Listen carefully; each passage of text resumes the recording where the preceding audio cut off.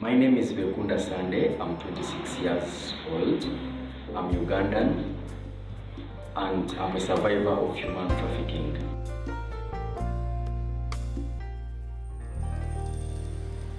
Today, human trafficking is real. It is a crime that is on a rise. Most of the people that are affected are the young generation, are the youth. This vice has eaten us up, and this is the time that we need to come out and fight this problem in our society. I was trafficked and I was open to sex exploitation for some period of time. A lot happened to me, and that is why I realized it wouldn't make sense for me to keep quiet.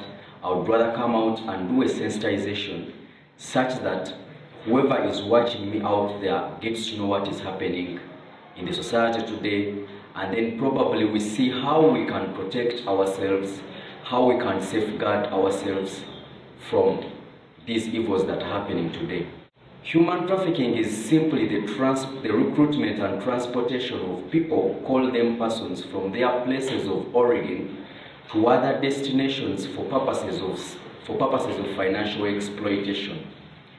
And the financial exploitation involves a number of activities which are against the human rights. For example, there is sex exploitation that I was subjected to. This covers prostitution, it covers homosexuality, and it covers bestiality.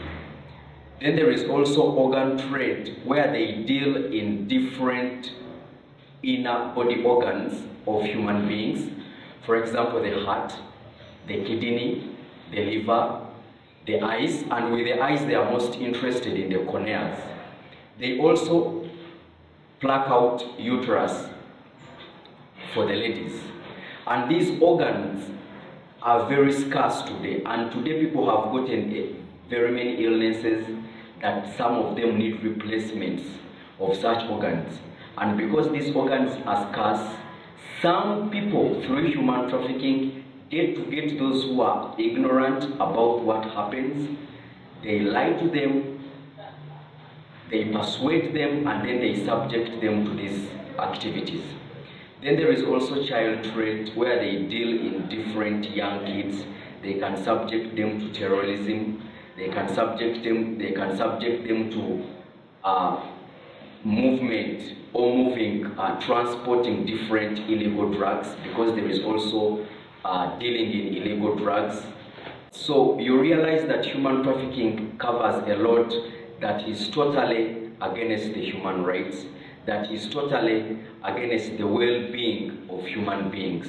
And this is why I decide to come out and talk about these things, such that you, the people watching me, get to know what is happening, and maybe you take another step of being so careful about your lives. Human trafficking is real. It is a very influential business. There is a lot of money involved in this business, and it is very evil. Makerere University is a university in my country, Uganda, and the course I was given at that university was supposed to run for 3 years. And all the time I was at school, it is my mother who was supporting me, it is my mother who was taking care of me, because my father passed away in 1992. So at school I studied for 2 years. When I was in my holiday waiting to join my last year, my mother gave me a call from my home place where I was staying, because my mother was staying in Uganda. That is a district in Uganda. So she gave me a call and she wanted me to go back home because she had gotten financial challenges and there is no way that she could support me anymore in school. And the challenge is that where she was staying, she had gotten married to another man and she had started up another family. That is after my father had passed on and some good years had passed by. So I thought it wise to remain around Kampala, that is the capital city of my country, and I look for a job. I raise my school fees such that I go back to school and I finish like how other people have done it. So I dropped out of the university in 2011, and from 2011 to the first month of 2013, I was on street looking for a job. Life became so terrible for me, life became so hard. I became a desperate figure. I became somebody who was in very hard and tough conditions. But I was persisting on because I really wanted to get my school fees. I go back to school and I finish, I graduate. So in the process of looking for a job, I experienced a lot of things, and in that process, that is how I fell into the hands of a trafficker. There is a gentleman who was standing, he used to stand at a spot next to my university, and someday I was crossing through the university. I wanted to go and check on my friends, because me, when I dropped out of school, the people I was studying with continued and graduated in that first month of 2013. So I wanted to go and check on them. I tell them about my situation, I tell them what happened to me, and then they see how they can come in and support me financially, such that I finish school like how they did it. So this gentleman at Equity Bank, he stopped me and he humbly requested me to direct him where Fido Dido is on Kampala Road. It is a spot where they sell ice cream and other things for kids. So because I knew where that place was, I directed this gentleman. But it was at the back of my mind that for me to get a job, somebody had to hold my hand. Because I tried it myself several times. I tried to make very many applications, applying for jobs, and I did get an opportunity. So I also requested from this gentleman to assist me, and if he could help me, connect me, find a job. Little did I know that this man was a trafficker and was a human trafficker, and that is how we started working together, because he showed me that he would help me, and we organized to meet the following day. When we met the following day, I opened my heart. I told him all my challenges. I told him all what happened to me. What did I want? I wanted this man at least to help me and find me something to do, where I can raise money, where I can get something to eat, and at least life moves on. He promised to help me. He told me how he had a brother who has a factory in Kenya, Nairobi, and that the brother had permitted him to take me to that factory. I worked for 6 to 7 months. I raised my school fees, and then I come back to school and finish. With that, I saw a very big opportunity. So I opened myself to this man. I opened my heart to this gentleman. He told me he was Charles, and I told him I was Sandy. Behind all this, I was so desperate. I really needed this opportunity. So I spoke to my mother on phone. I told my mother how I had gotten a job in Kenya, Nairobi, how I was going to work for a few months. I raised my school fees, and then I come back and finish school. So my mother freely gave me a go-ahead. The following week, on a Wednesday, I was ready and set to travel with this gentleman. We left the spot where we used to meet in the university, and then we proceeded to town, to Kampala town. And in town, there is some spot around the old taxi park. He had parked these big family cars, a car that can accommodate around 10 to 11 people. And in that car, there were 6 girls and 2 boys. So I was the 3rd boy to join the group. And the topic in the car was to work in the factory. We didn't know what was going to happen next. What we thought was that we were going to go to Kenya. We get to find Charles's brother. He tells us what we are going to do in his factory. We work for the few months, we get our money and come back to our country. So we took the eastern side of Uganda. That is the route we used. And the eastern side of Uganda has 2 borders. There is Malaba border and there is Busia border. But because we didn't have travel documents like the passports and any other travel documents, Charles with his driver, they decided to use a shortcut through Kapchora, through Chepsikunya, through Bukwa, and then we crossed through no man's land, and that is how we landed into Kenya. When we reached Kenya, Nairobi, they took us in a very good residential house. In that house, we got there 4 men and 1 lady.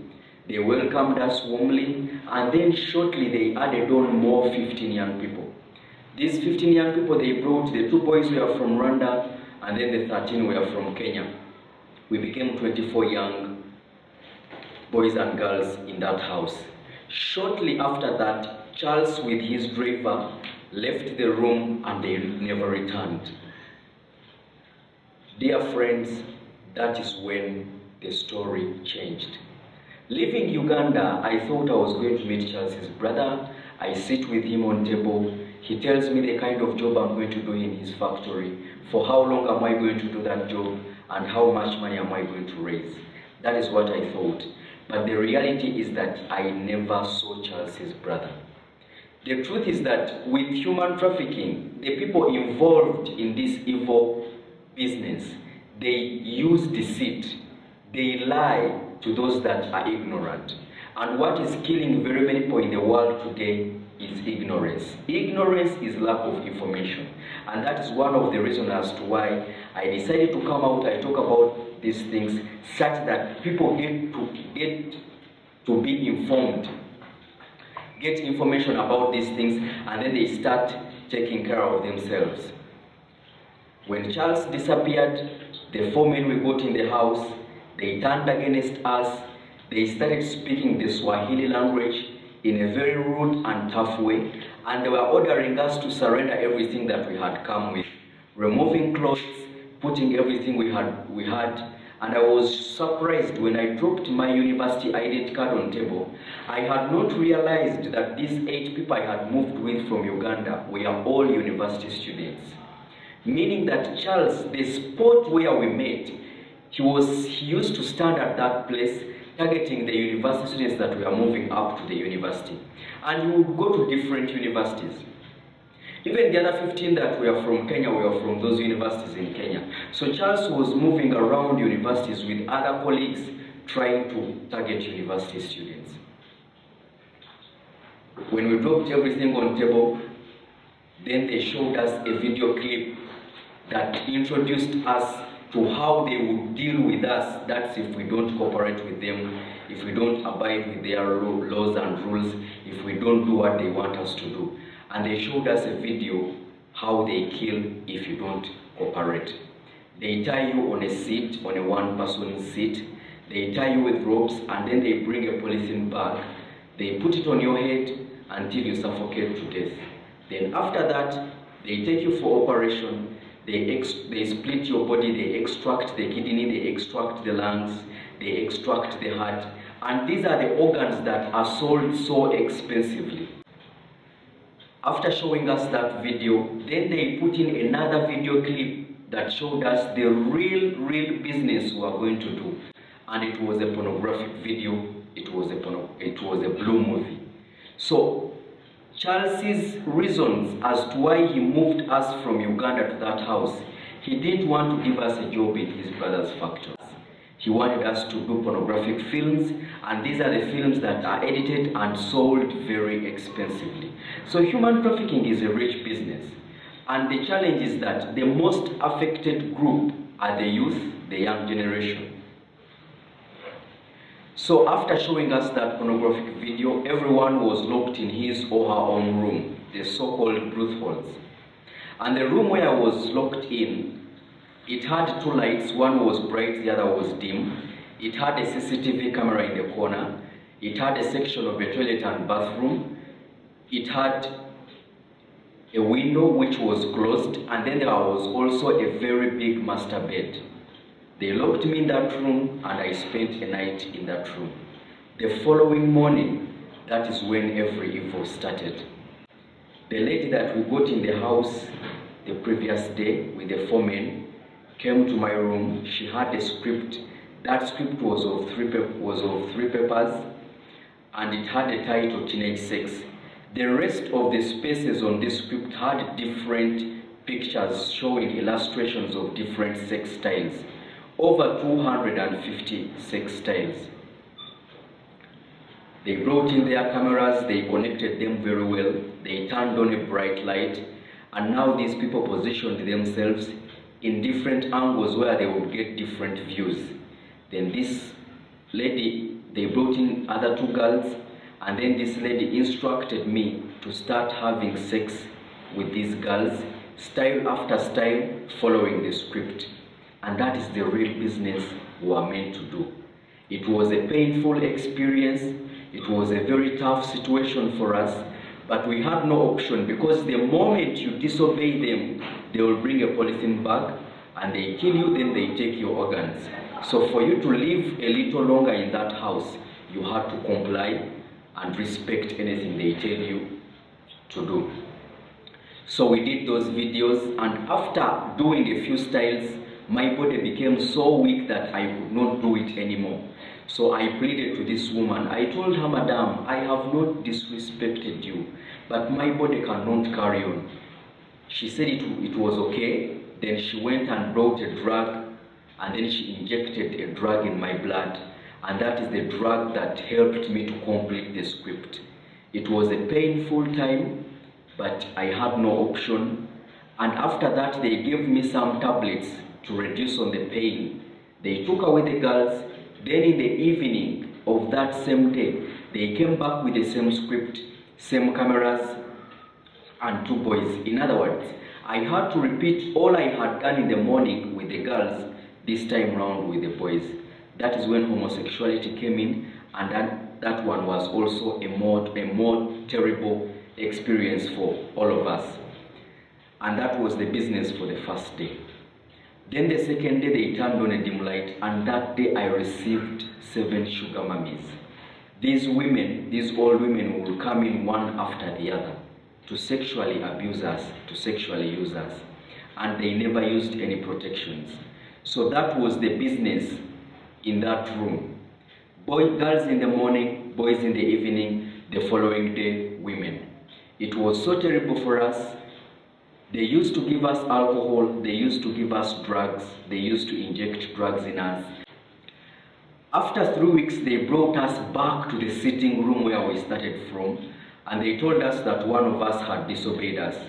That is when they got Sam Motesi. Sam Motesi is a boy I came with from Uganda. Remember, I said that we were 6 girls and 3 boys. So one of the 3 boys was Sam Motesi. They brought him, they sat him in front of us, and then they told him that he had disobeyed them. To be honest, we don't know what Sam Motesi did to these people, and they never gave us a chance to interact with one another. So they sat him in a seat, they tied him with ropes. This boy pleaded for forgiveness, but they refused to forgive him because they wanted the rest of us to learn a lesson. They put a polythene bag on his head, and Sam died, suffocated to death while we were all watching. This time round, it was live. That situation hit me hard. I realized that these people were going to kill all of us. So for me to live a little longer in that house, I had to obey these people. So I gave them my life, I gave them myself to do anything that they wanted to do with me. So the first month of 2013 and the second month, that is January and February, we were locked up in those rooms, doing those activities every day, on drugs and on alcohol. That was the situation we were in. At the beginning of March, Charles, the one who took us to that house, came back to my room, and he told me that he had gotten a deal. He told me there is some gentleman in the UK who wanted to marry me. So Charles's deal was to get me from that house. He takes me to the UK. No, he brings me back to Uganda. He gets me a passport, he gets me a visa, he gets me the air ticket. I go to the UK, then he gets other young people and he takes to the house. These human traffickers are influential people. There are different departments in my country that have been influenced. There are different individuals that are playing part of this evil act, that even these traffickers can easily access passports. They can easily access visas whenever they want them. They can easily get air tickets whenever they want them. This is how organized human trafficking is. And the people involved are highly trained people. They know what to do, step after the other. So Charles brought me back to Uganda, and on our way, when we were coming back to Uganda, we reached Mbale. Mbale is a district from Kampala. It is another district from Kampala in the east. So when we reached Mbale, in the car, I showed Charles that he had destroyed my life. There is nothing else I would change, and I was okay with anything that he wanted to do with me. So I think he thought I was now part of them. Because when we reached Mbale, together with his driver, he said that we get out and find what to eat. And when these people opened the door for me, because they had not even put me on chains, that is the only opportunity God gave me, and I escaped from these people. I ran to the main road, and some good Samaritan drove me from Mbale district, from Mbale town, up to City Square in Kampala town. I crossed to Central Police Station. I reported the case. They referred me to CIID in Chibuli. That is another intelligence organization that deals with intelligence situations. So I went there, I reported the case, and then they promised to work on my situation, but I did not get the help I expected. I was also referred to SIU, Special Investigations Unit in Chireka, and still that side I didn't get the help I expected, simply because there are some characters in these departments that have been influenced. You go to them, you report a case, but because some of them have been given money, they will make sure that they silence you. But I kept on persisting because I wanted Charles to be caught for justice, and also I wanted the people I left in Kenya, Nairobi, to be rescued because I left them in hell. After some time, when I had stopped having the sex and using the drugs, my body came back to its normal state, and now it started reacting. Blood and pus and wounds were coming from my front part, my private parts, and also the time I would go to use the toilet, my intestine would come out from behind, because I was subjected to homosexuality for 2 months. And that is how terrible the situation was. So I started looking for help from elsewhere. And there is some pastor in Kololo. He has a church in Kololo. He wrote me a note and he referred me to some health center in Namongo. When I went there, they checked me. They realized I had very many infections. So they gave me medication for HIV/AIDS, medication for gonorrhea, syphilis, different STIs, different STUs. I would swallow 37 tablets in the morning, 37 tablets at lunchtime, and 37 in the evening. That is how terrible the situation was. So with that, I was forced to go to media such that I get help from the public. I went to New Vision. It is the topmost daily newspaper in Uganda. I took my experience there, I narrated everything to them, and then on 23rd March 2013, my story was put in the papers. The article was reading sex slavery, Makere boy tricked into making sex movies. But this article was edited poorly. One, they put my second name, they put my years, they put Kenya, Nairobi, they put Charles's name, they put my course I was doing, tourism, and then they also put the reference number I had gotten from CPS when I went to report my case. So my mother in Imbarara, in one way or the other, read the article. So when she read the article, she suspected that she could be knowing the victim of the story. So she used the police of Imbarara to connect with CPS in Kampala and find out the owner of the case file. And when she learned that the owner of the case was Hassan Vekunda Sande, in a period of 2 weeks, cases of pressure came into her life and my mother passed on. So for me, I was on the street trying to get medication such that if I can go to my mother, she can never realize what happened to me, because all these things are so ashaming. Finally, I decided to go back to my mother. When I called her on phone, her number was off, and I called a friend. So it is a friend who gave me the news that they were looking for me all along. They read about me in the newspapers, and when my mother knew it was me, she got cases of pressure and then she passed on. When I had that, I lost consciousness and I was taken to Butavika Mental Referral Hospital. I kept at that mental referral hospital for 4 months. And when I was that side, there is a reverend who used to come and preach the gospel to us. So one day I narrated my whole situation to him. And after that time, each time he would come back, he would tell me that God loves me. One day I asked myself a question. If I was in position to give my life to the people who were going to kill me after sexually abusing me, after sexually exploiting me, why don't I give my life to the God who rescued me from the hands of those people? So I gave my life to Jesus Christ, and from that spot, I took a step, I took a decision. I say it has happened to me, there is nothing I can change, but I'm not going to allow this to happen to any other young Ugandan, any other person elsewhere. So I left the mental referral hospital and I started doing the sensitization. I have a vision, I have a mission. I want this sensitization to reach everyone out there. I want the young people to know that we are in the evil days. I want the young people to know that human trafficking is real.